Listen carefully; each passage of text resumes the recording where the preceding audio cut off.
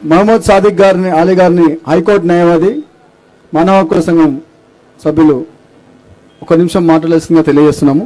అన్న కొంచెం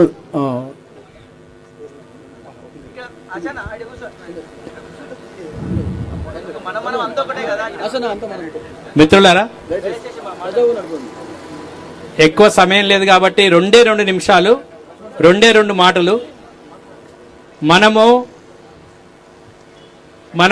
మాట్లాడుతున్న ఉద్యమాలు వేరు, నడిపిస్తున్న ప్రభుత్వ యంత్రాంగం వేరు.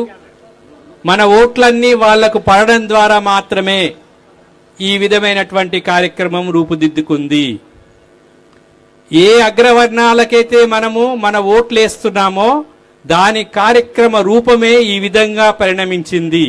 మన చేతిలో ఉన్న ఓటును అగ్ర కులాల వారికి వేస్తున్నంతసేపు మనం ఇట్లాంటి ఉద్యమాలు కొనసాగించాల్సిన అవసరం వస్తుంది. వాళ్ళు ఇటువంటి అన్ని చేసుకుంటూ పోతారు.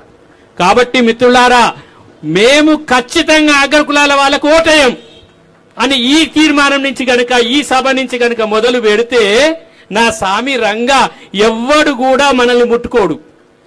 అది గనక దానికి మనం లేము, దానికి మనం సిద్ధం లేదు. విశారదని ఎన్నిసార్లు చెప్పిన దానికి మనం సిద్ధంగా లేము. కాబట్టి ఇట్లాంటి ఉద్యమాలు చేయాల్సి వస్తుంది. కాబట్టి ఒక న్యాయవాదిగా చెప్తున్నా, ఖచ్చితంగా చెప్తున్నా, మనం తిరుగుబాటు చేయాలంటే అదే తిరుగుబాటు కావాలని చెబుతూ అది చేయనంత వరకు మనం ఏం కామని చెప్తూ ఈ అవకాశం ఇచ్చిన